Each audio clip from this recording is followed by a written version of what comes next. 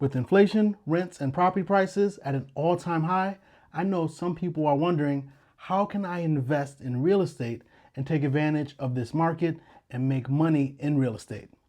That's what I'm going to talk about in this video. Stick around. There's actually a way in which you can invest in real estate for as little as $10 and start making money off of that real estate investment. Let me share with you how. Having real estate in your investment portfolio is pretty much always a good idea. And in 1960, the United States Congress actually established the Real Estate Investment Trust, or commonly referred to as REITs, as a method to allow all Americans, not just the wealthy ones, to own income-producing real estate. Hello family, I'm Sir Ashley. Welcome back to the channel. And if you're new to the channel, feel free to like this video and subscribe to this channel if you're interested in talking about money, learning about real estate, or curious about the Carolinas. Now, let's get back to talking about REITs. REITs, or Real Estate Investment Trust, allow everyday people to own or finance commercial properties and become shareholders of a REIT and earn a portion of the income produced from that real estate.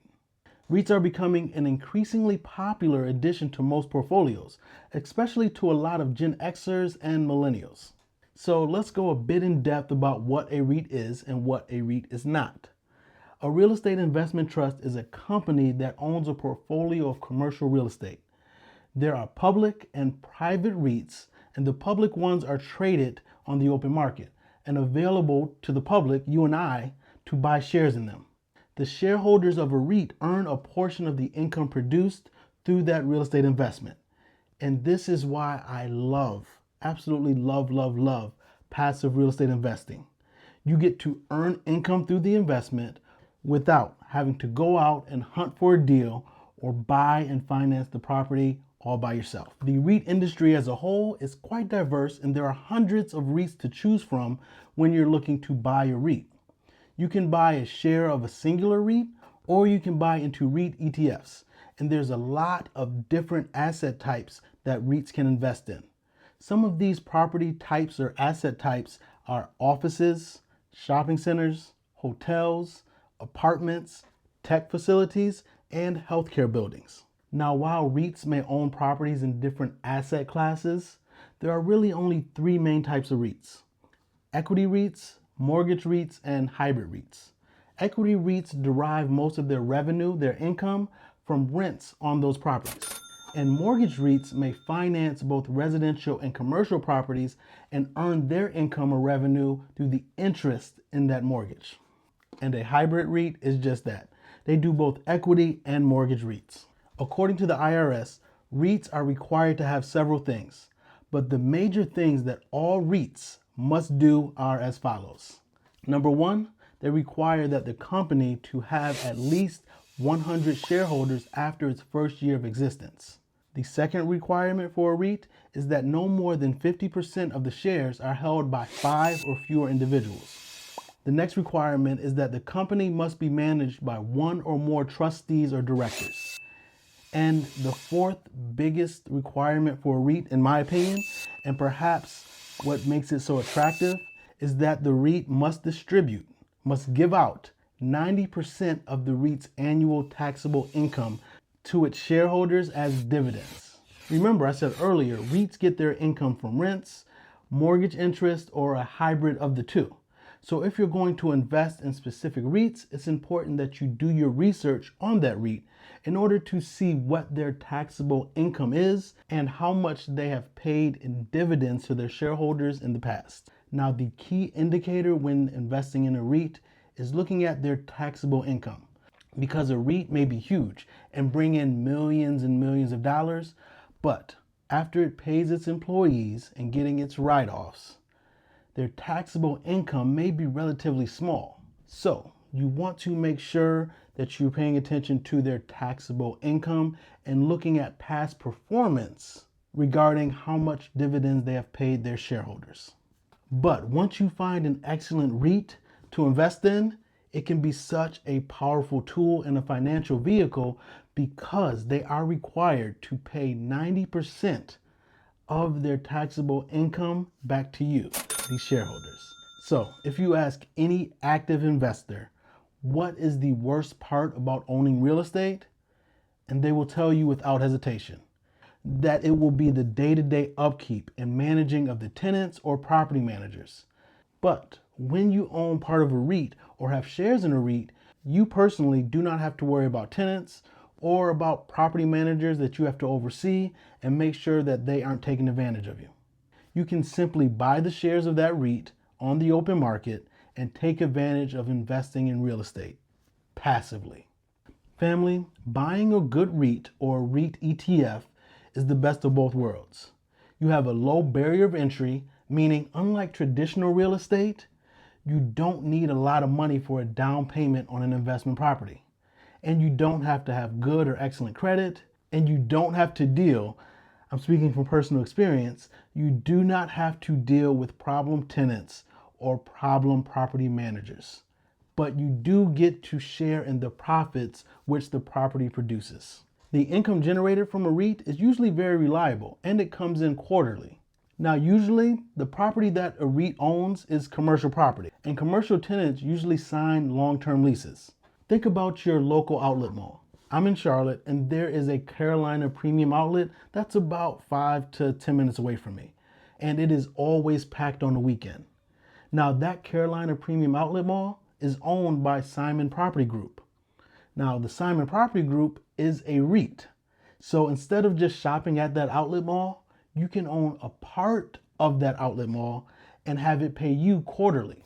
And a lot of those businesses or establishments in that outlet mall have multi-year leases. So those multi-year leases provide reliable, steady, consistent income. Now, I planned on doing this later in the video, but bear with me. I quickly did a search and found out what Simon Property Group paid out as dividends. SPG is the ticker for Simon Property Group, and it is paying about 4% dividends, which is more than double the average dividend for normal stocks on the S&P. But when you compare that to other REITs, that 4% dividend doesn't look as attractive. There are some REIT ETFs that average 14 to 15% dividend payouts. Now, REITs are able to pay out high dividends because they do not pay corporate taxes, and therefore they're able to pay out dividends at a higher rate than other stocks. So here are some more reasons why REITs are very attractive. In addition to being able to provide high dividends, REITs provide a moderate long-term capital appreciation. Now, typically you're not going to see huge spikes in capital appreciation when it comes to REITs, and that is because of their strong dividend payouts. Now, their strong dividend payouts are very attractive to those saving for retirement and for retirees who need a continual income stream to meet their living expenses. Historically, in addition to their substantial dividend payouts, the benefits of REITs are: one, they're liquid. Have you ever bought a property and needed to sell it quickly? Now, quickly nowadays is still 3 to 4 weeks if you needed to sell a property, but that is if everything goes well. The typical real estate transaction takes anywhere from 4 to 6 weeks. But with REITs, you own a share of the real estate, but it's a publicly traded company and you can just trade those stocks at will. So they're very liquid. Another benefit of REITs is the transparency. REITs have independent directors, analysts, and auditors, as well as business and financial media monitoring their performances and outlook for the future. So with REITs, you have a transparency into seeing how they're doing and being able to predict with a reasonable level of certainty what they're going to do in the future. Now, those are some of the benefits: transparency, liquidity, and high substantial dividends. But now let's cover some of the risks and cons that come with investing in REITs, because like anything in this world, it's not always glamorous. In my opinion, the main risk when it comes to investing in a specific REIT is to examine the specific risk that comes along with investing in that asset class. What do I mean by that? For example, if you invested in a hotel REIT, you face certain volatility. Think of the past 2 years, where people stopped traveling for business and pleasure, and the population as a whole didn't have much need for hotels. So that impacted hotel REITs negatively. Also, look at the rise of Airbnbs. those have also negatively impacted hotel REITs. So before you invest in any REIT, do your due diligence and think about the industry they're investing in. Because in the past year or so, while hotel REITs may have taken a bit of a hit, healthcare REITs and tech REITs have flourished. The second risk or con of REITs is that the dividends they pay out are taxed. Under the IRS definition, REITs do not meet the definition of qualified dividends because the dividends which REITs pay out are paid quarterly. However, before we move on to the next risk, I have to mention that there is an exception to the dividends being taxed. And they will not be taxed if you hold your REIT in a Roth IRA or a 401k account. We're going to talk more about Roth IRAs in future videos, as I believe they are powerful, very powerful financial retirement vehicles.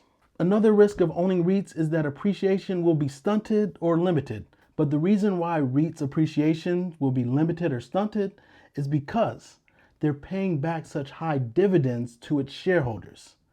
So because they're paying out so much, the appreciation will not be as great as it could be. Now, the last downside to REITs is just market risk. And this is true with just about any stock. Markets change and shift. So yes, there will be risk when investing in REITs. And earlier in the video, I mentioned some of the market risk when I talked about hotel REITs. Okay, so there's a lot of risk and benefits to investing in REITs. But let's just say you're actually interested in being a stockholder in a REIT. How do you pick a good one that's going to give you the dividend return that you're seeking? Well, if you're new to this, I suggest that you look for REITs that have a proven track record and that have been around for a long time. You want to make sure that that REIT has consistently grown their funds year over year and that the fund managers have a good track record. And if you want to get granular with it, you can dive in and research the fund's net operating income and the occupancy levels of the properties and also the rent per square foot.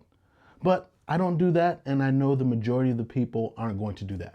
Now, overall, I think REITs, like any other real estate investment, are best as long-term investments because there will be a lot of factors that influence and sway their price in the short term, as we just saw in the past couple years regarding hotel REITs. And since I view REITs as a long-term investment, I believe they should be held in a Roth IRA account so you can be alleviated of any taxes on those dividends. You can invest in singular individual REITs or you can invest in REIT ETFs.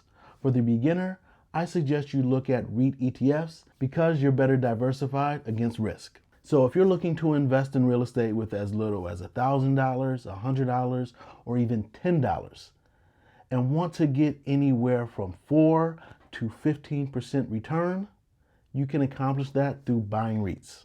Family, I hope you liked this video. Be sure to leave a comment. Let me know what you think of REITs and tap on that like button. I'm Sir Ashley. Talk soon.